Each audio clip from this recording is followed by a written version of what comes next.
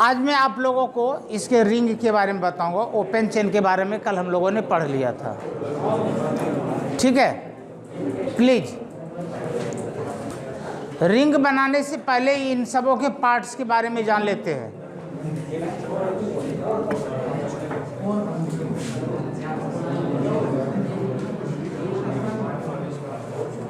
ये aldehyde group है। +1 में आपने पढ़ा होगा कि जो काउंटिंग हम लोग करते हैं फंक्शनल ग्रुप की ओर से करते हैं। तो ये हमारा first carbon, second, third, fourth, fifth और सिक्स्थ कार्बन होगा। 1 2 3 4 5 और 6 कार्बन, यानी कि 5वें कार्बन को आप यहाँ पर second last carbon of this chain बोल सकते हैं। इस चेन का second last carbon 5th carbon है। और जो सेकेंड लास्ट कार्बन कोई भी हो, सेकेंड लास्ट कार्बन को कहा जाता है पेनल्टीमेट कार्बन।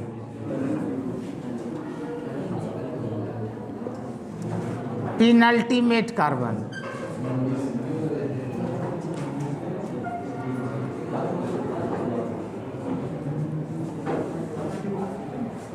और एक होता है एनोमेरिक कार्बन। एनोमेरिक कार्बन उस कार्बन को कहा जाता है जो कार्बन फंक्शनल ग्रुप के अंदर प्रेजेंट हो। और यहाँ पर फंक्शनल ग्रुप ये है और इसके अंदर ये कार्बन प्रेजेंट है। तो फंक्शनल ग्रुप में जो कार्बन प्रेजेंट हो, इस कार्बन को कहा जाता है एनोमेरिक कार्बन।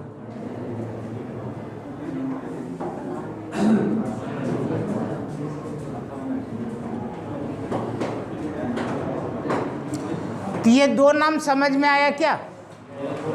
एक हो गया यहाँ पर एनोमेरिक कार्बन और एक हो गया पेनल्टीमेट कार्बन।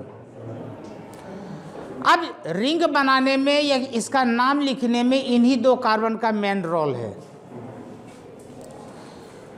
जैसे कि मैं यहाँ पर अभी लिखने जा रहा हूँ एक नाम, इसे देख करके नहीं लिख रहा हूँ, ऐसे ही मैं नाम लिख रहा हूँ अल्फा बी प्लस ग्लूकोज। एक होता है बीटा डी प्लस ग्लूकोज। हाँ, एक चीज मुझे याद आ गया भाई, कल जो मैं वो फॉर्मूला भूल रहा था ना, वो फॉर्मूला है 2 to the power n, जो आइसोमर वाला मैं बता रहा था। वो फॉर्मूला है 2 to the power n। n यहाँ पर क्या है? नंबर ऑफ कायरल कार्बन है। तो यहाँ पर 2 के ऊपर पावर कितना आ जाएगा? 4 आ जाएगा। तो यहाँ पर 2 × 2 × 2 × 2 16। मुझे वो 16 केवल फिगर याद था। तो जिन्होंने वो फॉर्मूला नहीं लिखा था वो अपना नोट कर लेना, या जिन्होंने घर में, मैंने कहा था बुक में देख लेना। यदि आपने नहीं देखा था तो आप देख लेना, क्योंकि मैं पढ़ाता हूँ, मुझे टेंशन इस बात की थी तो इसलिए मैंने देखा। तो अपना सुधार लेना। यदि कभी कोई बच्चा कंपटीशन की तैयारी कर रहा हो जिसमें कि केवल आइसोमरिज्म की पूरी में के बारे में डेप्थ नॉलेज लेता है, तो उन्होंने इससे भी ज़्यादा फॉर्मूले पढ़े होंगे। बहुत सारे फॉर्मूले होते हैं। इवन है तो क्या होगा, ओड है तो क्या होगा, ठीक है, मेजोमेरिक है तो क्या होगा, बहुत सारा चीज़ है।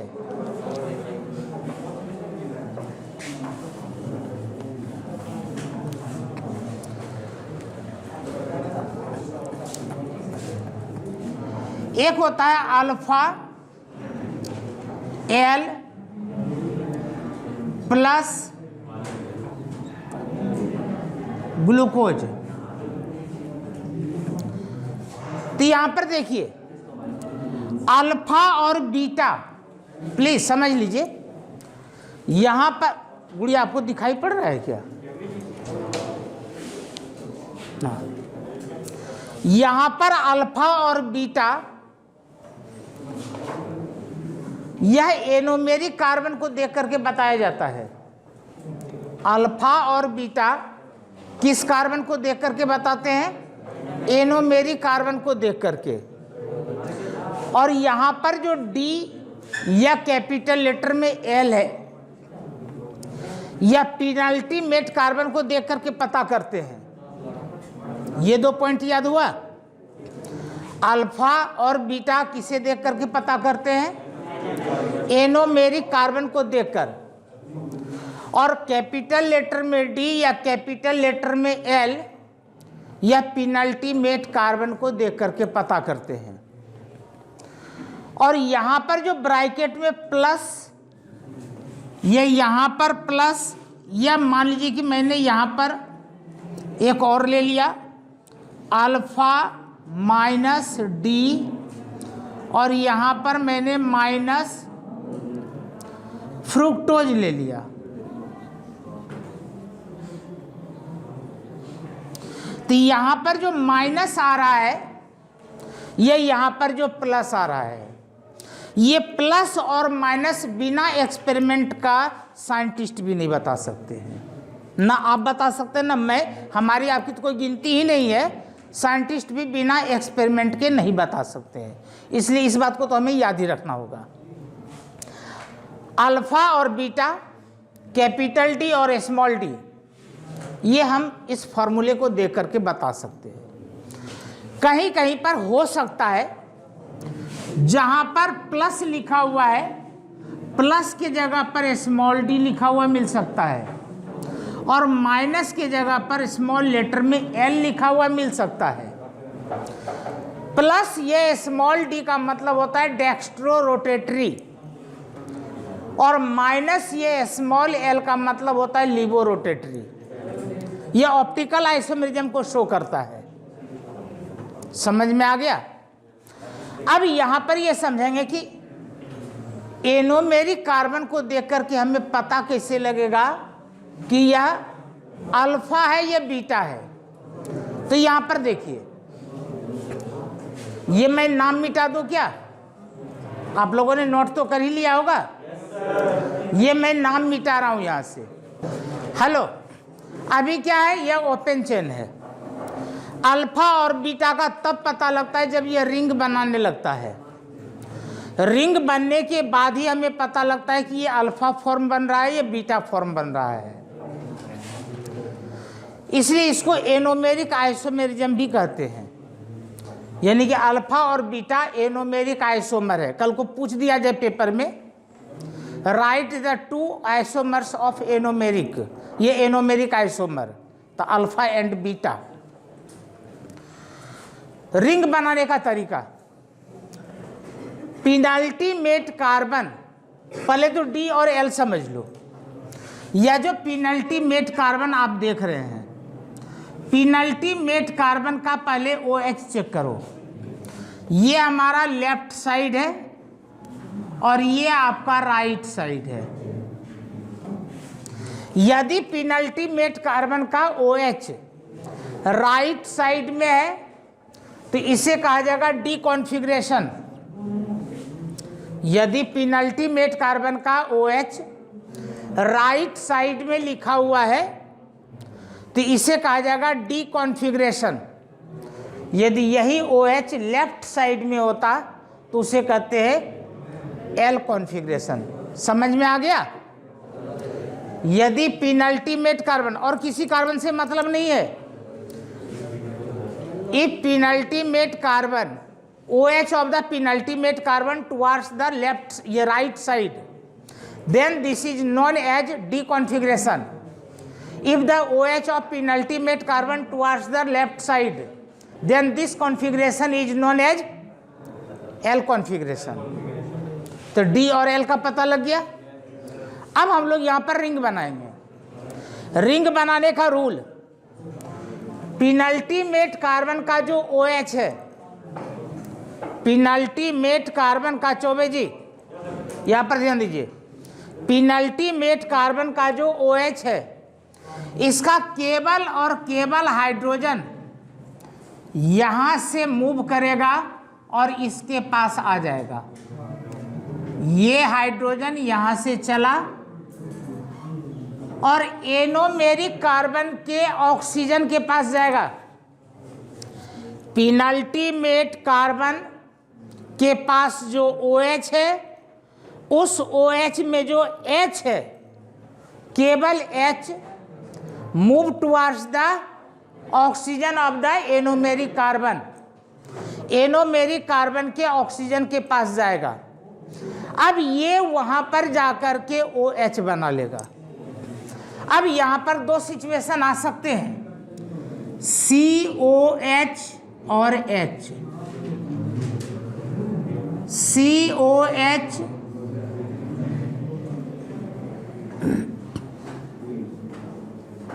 यहां पर देखिए, जब यहां से H इस ऑक्सीजन के पास गया होगा तो यहां पर इसने OH बनाया होगा क्या? तो यहां पर जो डबल बॉन्ड दिखाई पड़ रहा है, इसमें से एक बॉन्ड ब्रेक होकर के कार्बन का एक बॉन्ड फ्री हो गया होगा, और यहां से इस हाइड्रोजन का निकलने का मतलब कि इस ऑक्सीजन का भी एक बॉन्ड फ्री हो गया। या तो यह OH राइट साइड में बना होगा, या तो फिर यह OH लेफ्ट साइड में बना होगा। यहां तक समझ में आ गया? या तो OH राइट साइड में बना होगा, या तो OH लेफ्ट साइड में बना होगा, या बनेगा।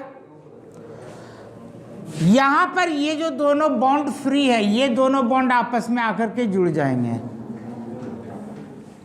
बुक में इसी ऑक्सीजन को बीच में दिखाया गया है, आप भी बीच में दिखा दीजिए, कोई फर्क नहीं पड़ता है। उसी तरीके से आप भी इसको यहां पर दिखा दीजिए बीच में। तो देखिए यहां पर रिंग बना क्या? यह भी रिंग बन गया। इस तरीके का जो स्ट्रक्चर बना, इसे कहा जाता है फिशर प्रोजेक्शन। मैं लिख दूंगा बाद में थोड़ी देर के बाद। इसे कहा जाता है फिशर प्रोजेक्शन। यहां पर देखिए, यहां पर एनोमेरिक कार्बन में जो OH अभी तैयार हुआ है, ये किधर है? लेफ्ट साइड में। और यहां पर जो एनोमेरिक कार्बन के साथ OH तैयार हुआ है, ये किधर है? राइट साइड में। यदि राइट साइड में एनोमेरिक कार्बन के साथ OH बना है, ये अल्फा, और यदि लेफ्ट साइड में यदि बना है तो ये कहलाएगा बीटा। अल्फा और बीटा की पहचान हो गई? तो इससे पहले मैंने आपको कैपिटल D और कैपिटल L कॉन्फ़िगरेशन के बारे में बताया, अल्फा D और बीटा D के बारे में मैंने बताया। चलिए यहां तक समझ में आ गया। अब रिंग यहां पर दो तरह के बनते हैं। रिंग यहां पर दो तरह के बनते हैं, एक बनता है पायरानोज रिंग और एक बनता है फुरानोज रिंग। दो तरह के रिंग बनते हैं कार्बोहाइड्रेट्स के अंदर। एक बनता है पायरानोज रिंग और एक बनता है फुरानोज रिंग। तो पहले वो रिंग मैं आपको बता रहा हूं, ये नाम मैं यहां से हटा रहा हूं। ये जितने भी कॉर्नर्स आपको दिखाई पड़ रहे हैं, ये सभी क्या है? कार्बन है। अब इस कार्बन का कुछ नाम होगा और इस कार्बन का भी कुछ नाम है। हाँ बताइए, जिन्होंने पहले पढ़ लिया है, ये जो घर से पढ़ करके आए हैं, इस कार्बन को क्या बोलते हैं? इसका मतलब नहीं पढ़े हैं, और पढ़े हैं तो कॉन्फिडेंस लूज है। याद रखना, इस कार्बन को कहा जाता है एनोमेरिक कार्बन।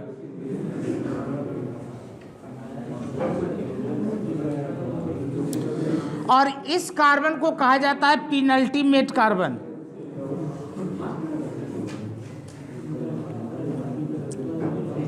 पेनल्टीमेट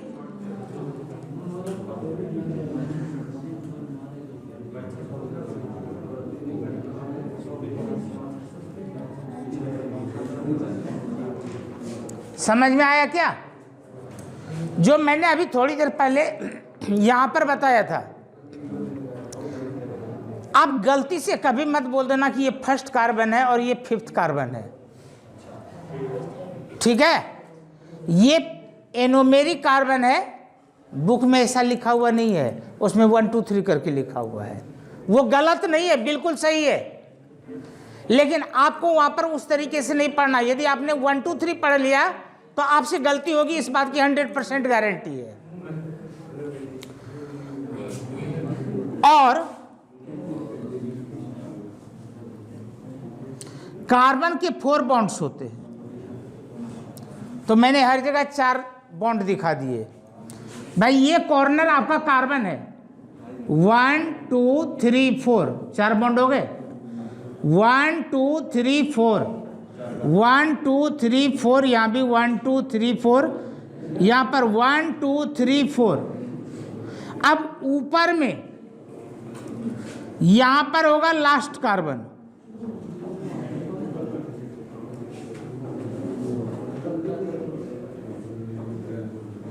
ये जो पॉइंट आप देख रहे हैं ये कौन सा कार्बन है? लास्ट कार्बन है।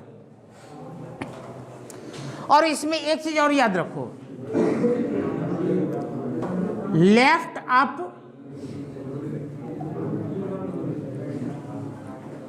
और राइट डाउन, इसका यूज थोड़ी देर के बाद करेंगे।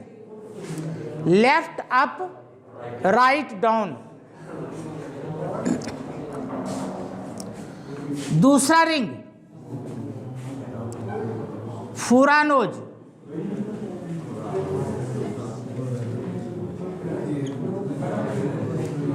जो फुरानोज रिंग होता है वो इस तरीके का कुछ होता है।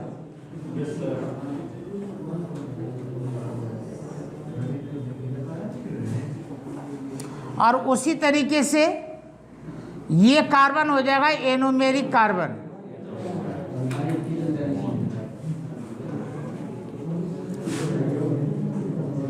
ये कार्बन होगा यहां पर पेनल्टीमेट कार्बन।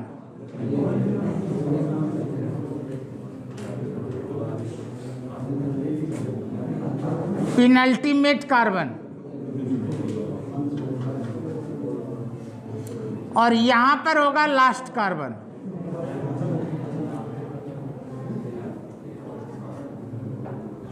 नोट कर लीजिए, जब आप अपने बुक में देखेंगे स्ट्रक्चर, तो बुक में आपको क्या मिलेगा? ये सामने वाला जो पोर्शन होगा थोड़ा थिक मिलेगा, मोटा सा मिलेगा। गौर से देखिएगा, ये कुछ इस तरीके से होता है।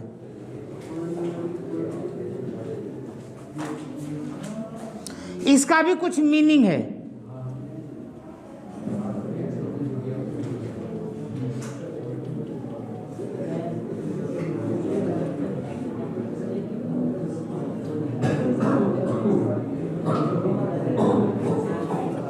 हालांकि पेपर में इसको उतना थिक नहीं कीजिएगा, केवल 2 बार पेन चला दीजिएगा, थोड़ा सा हल्का सा मोटा दिखना शुरू हो जाएगा।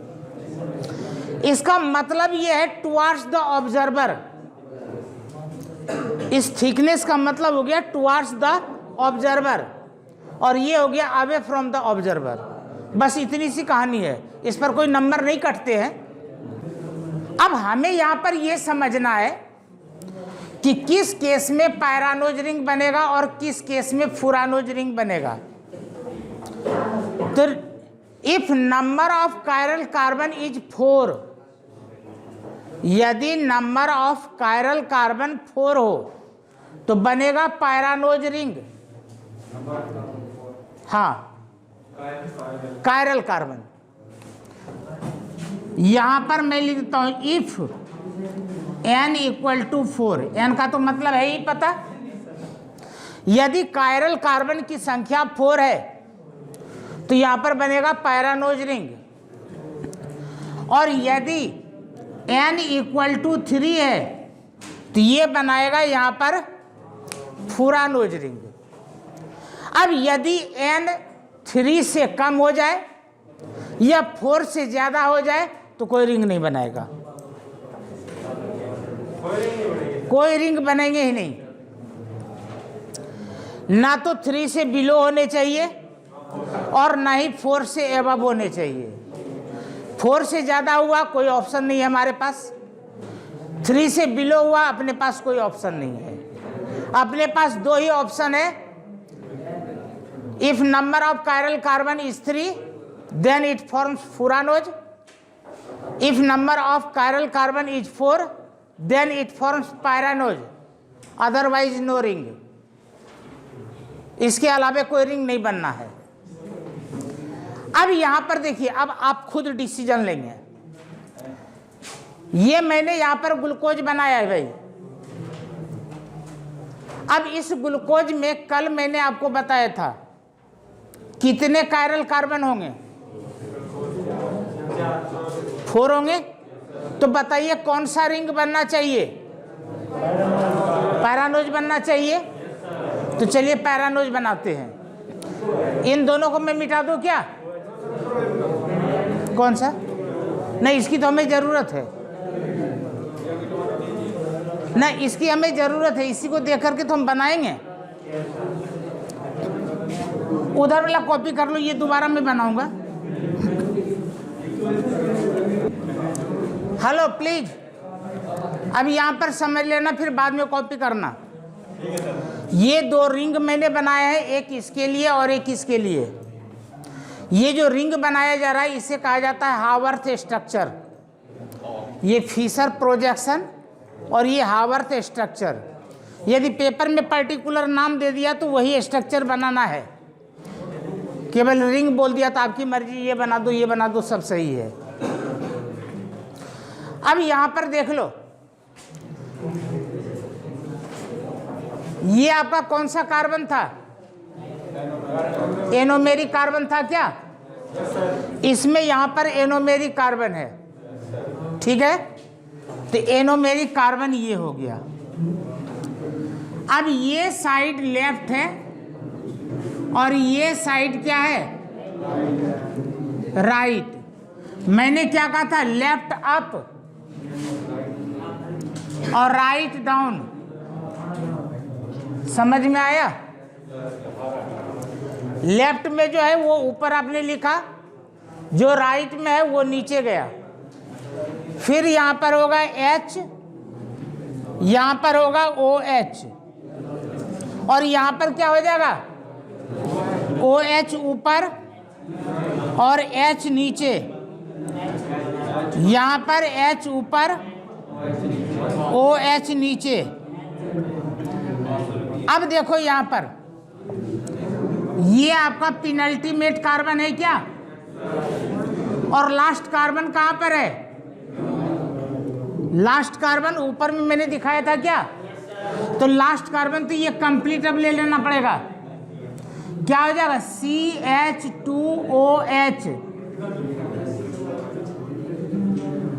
और जब ऊपर में ये लास्ट कार्बन आया तो नीचे में तो ये हाइड्रोजन ही आएगा। समझ में आया क्या? किन्हीं को कोई डाउट हो तो पूछ लेना। अब यह जो मैंने यहां पर रिंग बनाया, एक्चुअली इसका नाम था D+ ग्लूकोज।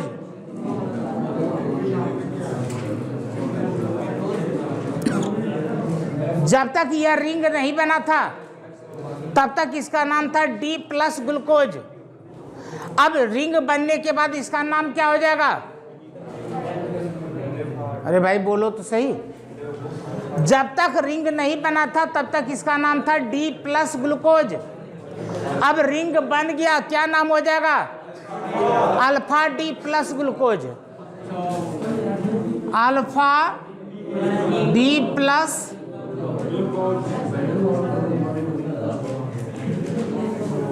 ग्लूकोज। अब यहां पर आगे देखिए,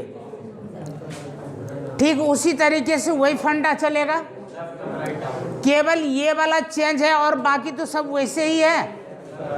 तो यहां पर OH को ऊपर कर दो और H को नीचे कर दो, बाकी जो जैसे है वैसे ही रह जाएगा। मैं अभी तक क्या गीत गा रहा था?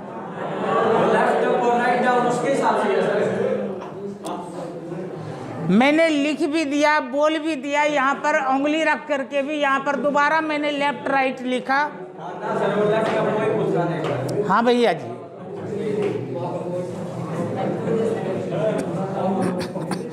मैंने पहले ही कहा था ऑर्गेनिक केमिस्ट्री में 1 सेकंड के लिए माइंड इधर उधर होगा, पूरा सर्किट ऑफ हो जाएगा। नहीं तो मैं भी रांद काट करके ना निकल जाता। इतना डेप्थ में पढ़ाने की जरूरत ही क्या थी? गलती तो आप पकड़ ही नहीं पाते। लेकिन मैं अपने टैलेंट पर बट्टा क्यों लगाऊं? अब यहां पर HOH और यहां पर CH2OH और H, समझ में आया क्या? यदि समझ में आ गया तो आपके लिए 3 काम। कल मैंने गैलेक्टोज और फ्रुक्टोज का स्ट्रक्चर इस तरीके का ओपन चेन बना करके दिया था। गैलेक्टोज का और फ्रुक्टोज का दोनों के इस तरीके से अल्फा और बीटा दोनों स्ट्रक्चर बना करके दिखाओ।